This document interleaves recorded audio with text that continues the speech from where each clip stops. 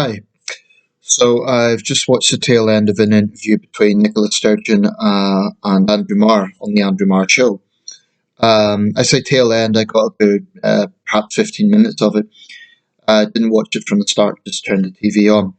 Um, I tend to be put off by Nicola Sturgeon because the whole question of Scottish nationalism and Scottish independence to me is very off-putting generally. But I thought I'd watch this a little bit. And I found that she was quite rattled. Now, I don't like Nicola Sturgeon's politics, but I do think she's a capable politician in terms of playing the game of politics, playing the art of politics. I wouldn't dismiss her as stupid or even incompetent, believe it or not. Other unionists would. I wouldn't. I think she shouldn't be underestimated. But she came across as very rattled in this interview and very defensive as well. Now, I think the reason she was defensive was because Marr's line of questioning, which by the way I think was legitimate questioning, was very much on the economic outcome of a potential independent Scotland. And she kept saying that we can't speculate on that because it will be closer to the time. Now, technically, she might have a point because economic circumstances do change. That's always a difficult question for politicians to answer. Nevertheless, an independent Scotland would be a radical event. It would. It would absolutely change things. And so that's a very valid question that the Scottish people have a right to know, or at least have some idea about. Um, in my opinion, the SNP, they are a single issue party. Independence is their sole thing. It's in the clue. Scottish National Party. As a unionist, I welcome the creation of new Scottish national parties because it will split the national vote, hopefully. So Salmon's Alba Party, which is probably a bit more hard-edged than the SNP and potentially others. I don't know if that Wings Over Scotland group is still active, but there is. I've always seen Nicola Sturgeon as sort of the polite face of Scottish nationalism. What I mean by that is she's diplomatic enough to say we want to have good relations with our English friends across the border, and we'll have good relations with the rest of the UK and so on. So she's diplomatic enough to understand the importance of that, but neither she or her party really reins in on the ugly, intolerant side of Scottish nationalism. For example, there was a young guy on Question Time recently who raised questions about this, and he was a unionist. He was opposed to Scottish nationalism. Well, immediately, online cyber nationalists pounced on this guy, insulting him, calling him too young to understand. He wasn't alive at the time of the last referendum. It was only 7 years ago, but they completely trolling the guy. That's the sort of behaviour that you can expect from Scottish nationalists. I do think there is a very ugly undercurrent of jingoism and anti-Englishness that you can see in Scottish nationalist ranks. They will deny it, of course, but you go to any of their forums and you dig beneath the surface, you will see that coming through. I'm not saying that every Scottish nationalist is an anti-English bigot. That's not what I'm saying. I'm saying that this is a movement that has a problem with that. And they can deny it if they want, but it is very clearly there. I mean, they see the United Kingdom. They talk about English subjugation. Well, it's worth looking at history a little bit. When we look at the Acts of Union of 1707, the fact of the matter is that was a decision by two sovereign governments. And I know they're going to argue, oh, but the Scottish side was pressured. Ultimately, it was a decision by two sovereign governments. That's why it's the Acts of Union, not the Act of Union. It was independently ratified by both Scottish and then English parliaments. So that's something that they ignore when they talk about subjugation. The fact of the matter is, in the 1690s, there was something called the Darien Scheme, which was actually a Scottish enterprise at effectively setting up a Scottish empire It was a dreadful failure. Thousands died from disease. This was a colony that was set up on what is now Panama. It was a complete disaster.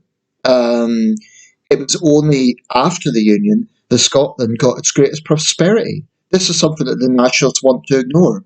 But the fact of the matter is, Scotland's age of enlightenment came circa 1820s, long after the Union. There was a time, I believe it was about the 1820s, Scotland had 3 universities, England had 2. So this notion of subjugation is a gross distortion of history. Um, in fact, it's quite remarkable when you think about it that the Acts of Union, this forging of a great nation, was set up largely blood-free. I mean, contrast that to many parts of the world. And, they might retort, well, what about the Jacobite risings? Well, that is not as simple as England versus Scotland. That was a dynastic struggle between the Hanoverians and Stuarts. To portray the Jacobite risings as England versus Scotland, again, is woefully misleading. And even Culloden and the notorious Highland clearances, which were appalling, I'm not going to deny that, but, it's largely been romanticised. Again, it's not England versus Scotland. In many ways, that was Lowland Scots versus Highland Scots. Many of those redcoats were Scots.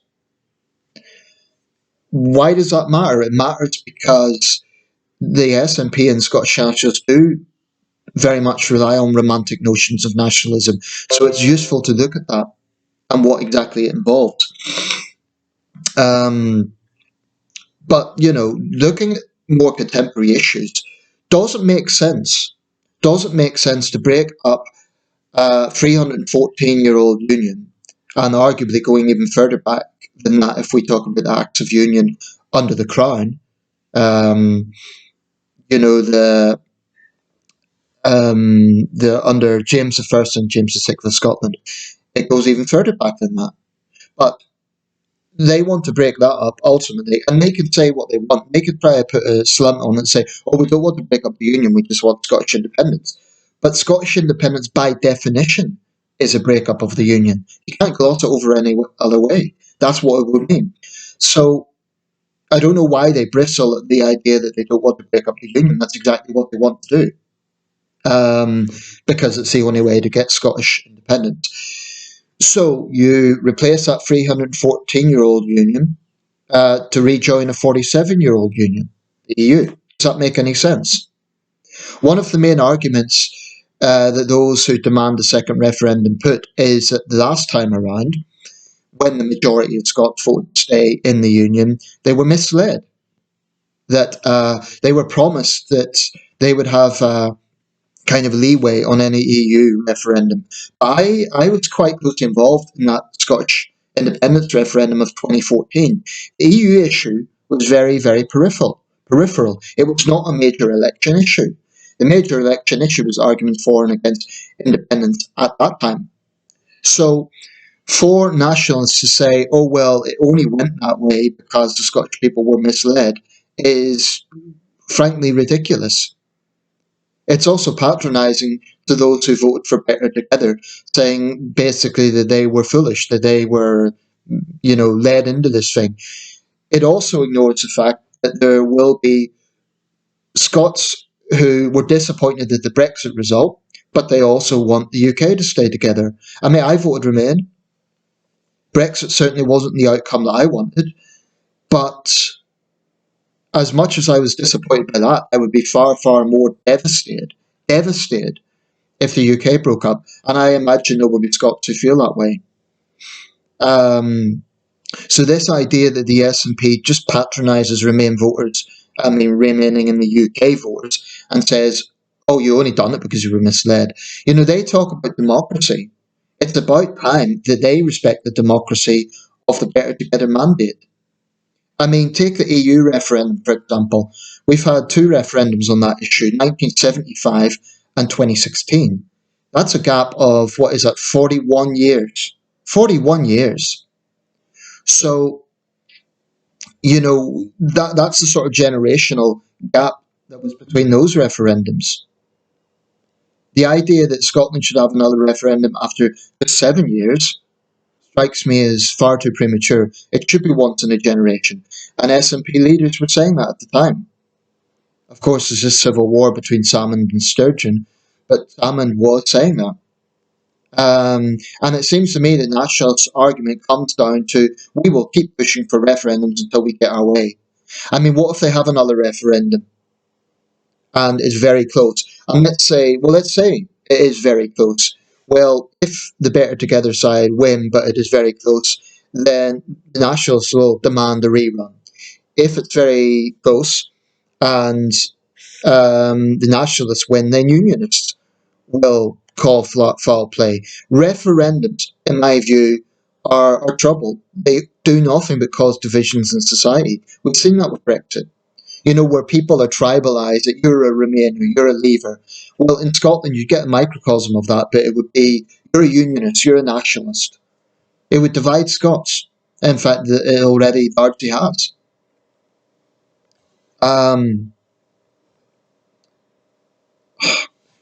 No doubt I'll be making more videos on this closer to the time because unfortunately it does look like the SNP, despite the infighting, are probably going to do well in these local elections. And with that, they'll think that they have a mandate to call another referendum. I don't believe they do. I do think it should be once in a generation. But they'll call for it. And I personally think Johnson would be within his rights to refuse, but politically it would be difficult because they'll say he's an autocrat, he's ignoring the will of the Scottish people and all the rest of it. But it also follows, if someone votes SNP, does it necessarily follow that they will therefore be voting for independence? Not necessarily. They might just think the SNP is doing a better job at handling the virus and other things. So it doesn't necessarily follow that because someone votes SNP, they must want independence. Maybe they're just tired of Labour and the Conservatives. But that doesn't follow that they therefore want independence. People vote for political parties on different reasons. And whilst I do think the SNP is a single issue party, people might vote for them for other reasons. When I cast a vote, it's usually, first of all, I give a lot of thought to it, but it's usually for more than one reason. And if I don't vote for a political party, again, it will be for more than one reason. But I just think it's very sad that this atmosphere has been created in Scotland by the Nationalists.